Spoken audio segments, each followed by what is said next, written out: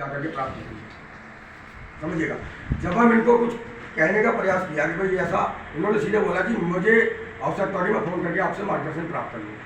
ये इनके कई बार फोन पर अपने बिल्कुल सही बात है, लेकिन उसके लिए भी मैंने आपसे जो बात करी थी, जब आपने मुझसे ये कहा, आप ही ने मुझे आदेशित किया ये कि अगर कोई प्रदेश 2 मत भेजता है तो उस प्रदेश का मत रद्द माना जाएगा। ये आपके ही शब्द। हाँ,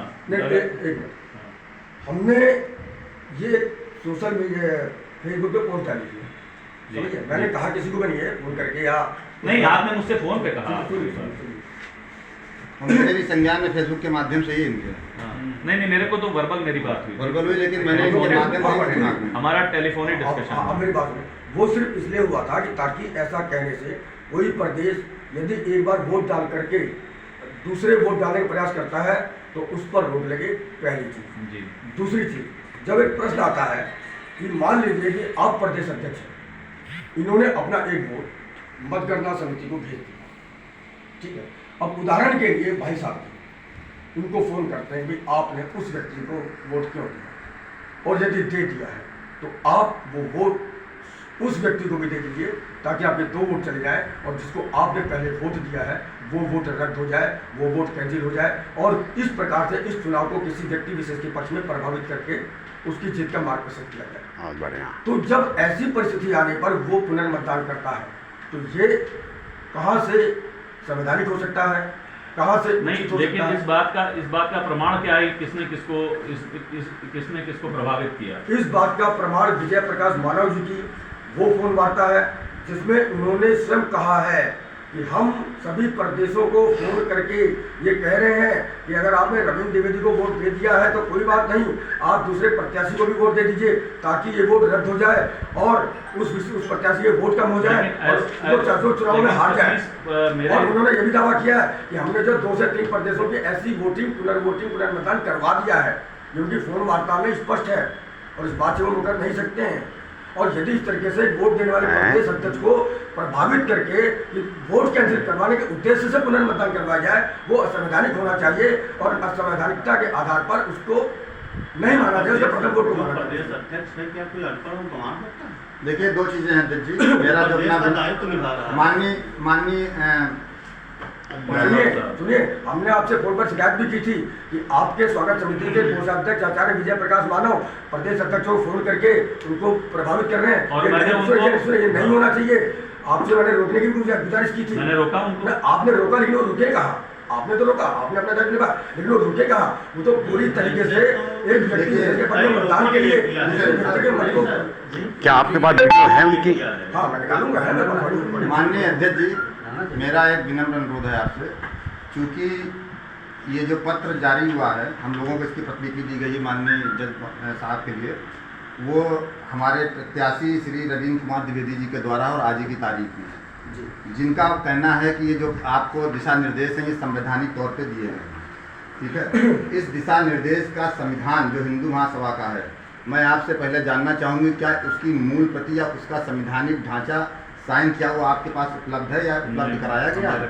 और अगर नहीं कराया गया है तो क्या ये हम दूसरे प्रत्याशी की राय के बिना स्वीकार करेंगे, जब जिस कंडीशंस पे मुझ जैसा व्यक्ति इनकी फेसबुक से प्रभावित है, जिन्होंने खुद कहा कि 2 अध्यक्ष वाला वोट कैंसिल निरस्त समझा जाएगा, और दूसरा केवल प्रदेश अध्यक्ष, ये दोनों मैंने इनके ही सवाल से ही उठाए हैं, मुझे पता है।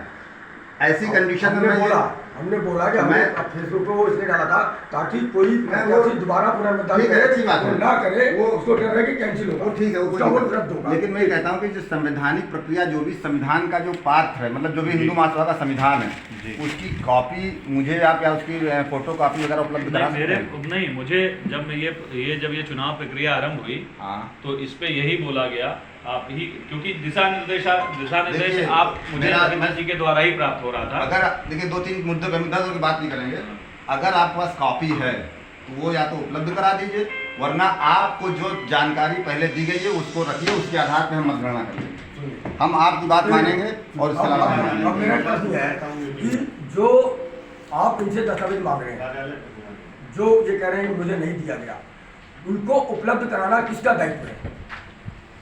नहीं, फिर जब आप संविधानिक बात कर रहे हैं तो सारी चीज़ में बात करिए कि इनको दस्तावेज उपलब्ध करवाना किसका दायित्व है, और यदि इनके पास कॉपी नहीं है तो जिसका दायित्व है उसने वो दायित्व की पूर्ति क्यों नहीं की, और यदि उसने दायित्व की पूर्ति नहीं की तो उसका अपराध यहाँ पर कैसे को क्यों दंड दिया जाए। अच्छा, हम ये समझना चाहेंगे कि एक तो मतगणना समिति में कौन कौन लोग हैं जी समिति में पता ही नहीं है, मतलब समिति तो बनी मतगणना समिति में आप पंकज तिवारी जी हैं, दिव्या शुक्ला जी हैं, और किशन जी हैं ठीक है। और आप हैं। 4 लोग 3 लोग 5 में से 4 लोग। अच्छा, 5 में से आप 4 मिला के हैं। आपसे 4।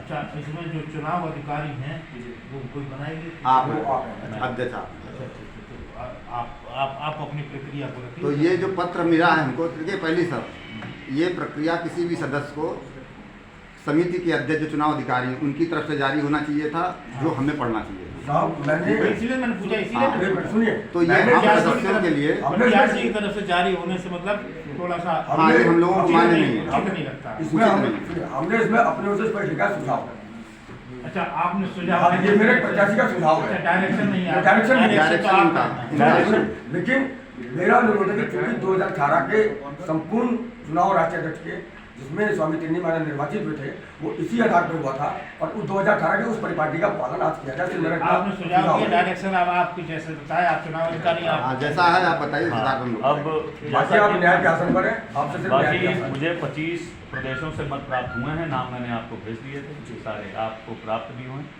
मैं ये 25 प्रदेशों के मत मैं एक बंद लिफाफे में लाया हूँ, जो कि न्यायाधीश महोदय को सौंप रहा हूँ। ये काफी हमें भी दे दीजिए उसकी हाँ वोटिंग काउंट वाली। हाँ, दे दो, ठीक करने वाली। हाँ, ये कॉपी आप ये काम- इसमें कुछ प्रदेशों ने जो है माननीय न्यायाधीश महोदय, इसमें कुछ प्रदेशों ने 2 बार मत अपना भेजा है, और मेरा निवेदन है कि उनको काउंट ना किया जाए। नहीं प्रथम मत को गिना जा रहा है नहीं, क्योंकि वही दिया गया है। नहीं, दोबारा हम बता रहे हैं कि मंगा आपके- एक व्यक्ति कह रहा है कि हम इसीलिए प्रदेश अध्यक्ष को वोट डलवा रहे हैं कि आपका वोट कैंसिल हो, तो क्या ये चुनाव प्रक्रिया और वोट ये बात मेरी जानकारी ये बात मेरी जानकारी में नहीं है। सुनाइए, आदेश देंगे मैं भी दिखा दूंगा। देखिए एक चीज ये भी हो सकती है। और वो स्वागत समिति के कोषाध्यक्ष है, चूंकि एक पदाधिकारी उनका दायित्व नहीं है, नहीं। यानी कि स्वागत समिति कोषाध्यक्ष श्रीमान, जो है, एक मेरे व्यक्ति पास विशेष भी में प्रभावित मेरे